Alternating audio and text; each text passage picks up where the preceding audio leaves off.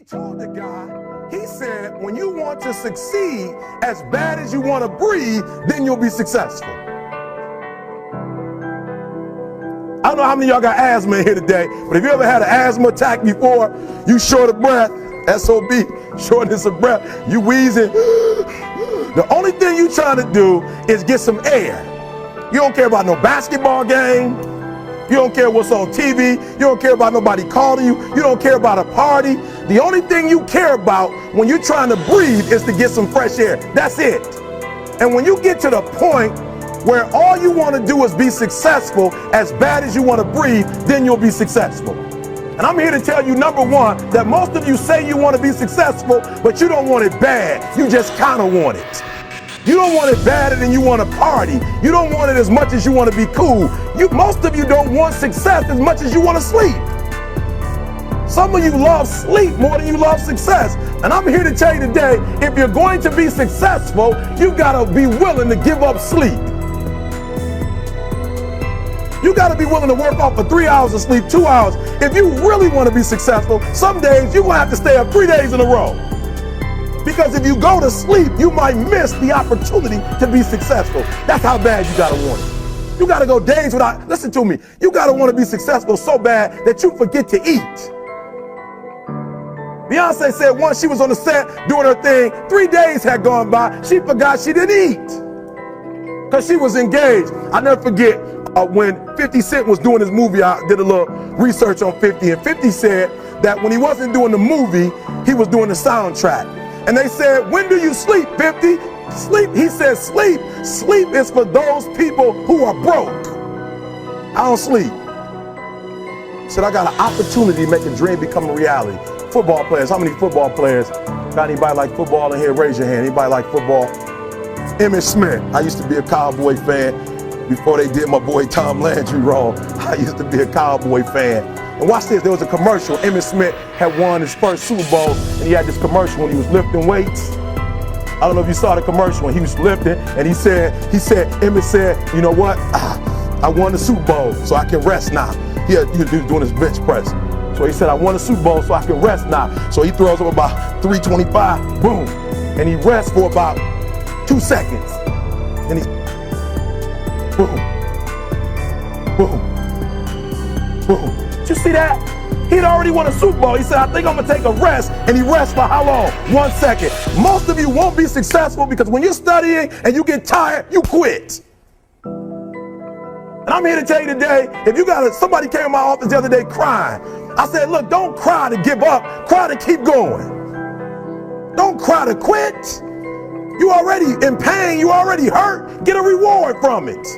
Don't go to sleep until you succeed. Listen to me. I'm here to tell you today that you can come here, you can jump up, you can do flips, you can be excited when we give away money. But listen to me, you'll never be successful until I don't have to give you a dime to do what you do. You won't be successful until you say, I don't need that money, because I got it in here. So listen to me. Emmitt Smith said this at the end of the commercial. Emmitt Smith said, all men are created equal. Some work harder in preseason. I'm going to say it again because you might have missed it. All men are created equal.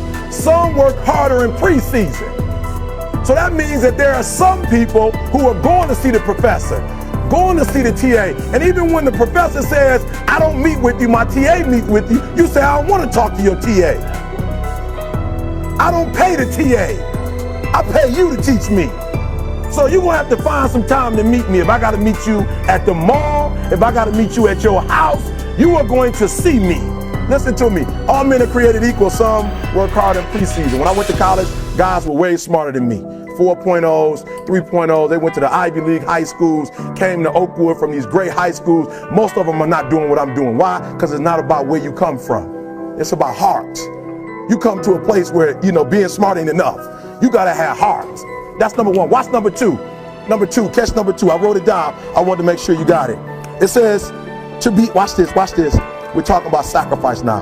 The important thing is this. You're writing while I'm saying it, because I only have about 3 more minutes. Listen to me. The most important thing is this: to be able at any moment to sacrifice what you are for what you will become. That's the number 2 thing. You got to catch that one. To be able to, listen to me, at any moment. Some of you can make sacrifices when Monday Night Football is not on. You can make a sacrifice. But when the game come on, for some reason, you just attach to it. For some of you, when your favorite show come on, you can make sacrifices on Sunday when ain't nothing going on. But when your favorite show comes on Monday, bam, some of you focus until the phone ring, and then you like, I gotta answer it. If I don't answer the phone, I'm gonna die. I'm saying to you today that there are some of you, if you give up your cell phone, you would be successful. But your cell phone is more important to you than your success. I'm gonna say it again. I'm gonna hurt somebody. Some of you need to give up your cell phone because the time you spend on your cell phone could be used for your success. The time you could be using to be successful, you're using it on the cell. And the cell phone is not bringing you nothing but a bill. And somebody has told you you couldn't live without it. I'm talking about going deep now, giving up stuff. Watch what it says. To be able at any moment to sacrifice what we are for what we could be. I don't do well in math. You're right. You ain't never studied. I'm not good in writing because you have never written before. But I dare you to fail in writing for a whole year to see if you can get to the end. I dare you to fail. I dare you to take that same class over and over again. I dare you to stop dropping classes like you soft. Always want to give up. I'm dropping. Why are you dropping? I'm so grateful that the slaves didn't drop and quit. Say, I'm just going to stop. I'm a slave. I'm just going to be a slave. I'm going to quit. Listen to me. The slaves said, we will live because one day we will become. We will always be slaves. So today, although we're slaves, we're going to act like we're free. And one day, our children will be free. If the slaves would have just said, we quit, we give up, we would have died in the middle passage. But some slaves said, I don't care what we go through, we're going to survive this. 400 years of slavery, we're going to get through this. And you can't get through it 1825.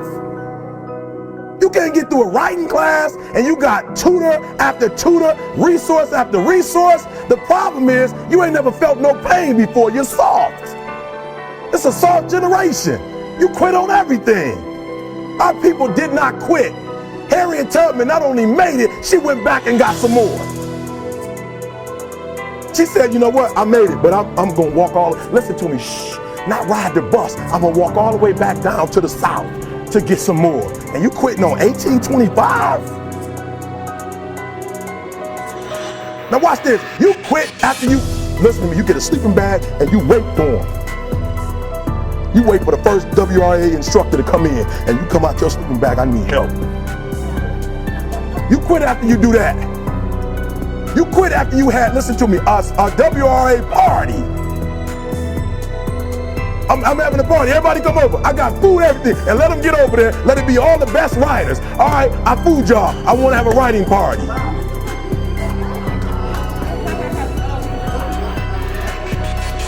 I'm serious. You quit and you ain't even tried yet. Last one. I'm sorry. Last one. Listen to me. Pain is temporary. It may last for a minute or an hour or a day or even a year. But eventually it will subside and something else will take its place. If I quit, however, it will last forever. Listen to me, I'm telling you as I leave. I was homeless for 2.5 years. And the problem with most of you, you never felt no pain before. Y'all spoiled. Y'all spoiled. Some of y'all spoiled. Just bottom line. Your parents have done everything for you. You never had to do nothing for yourself. You're spoiled. We're going to keep it real tonight. Some of you are spoiled brats. Every time you ever got in trouble, somebody in your house got you out of it. Every time you've done something you're not supposed to do, people say, Eric, your mother's a tyrant. You're right.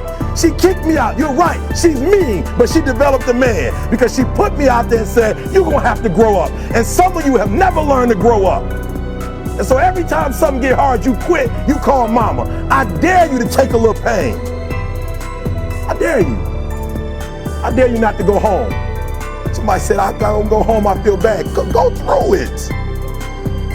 You ain't gonna die. At the end of pain is success.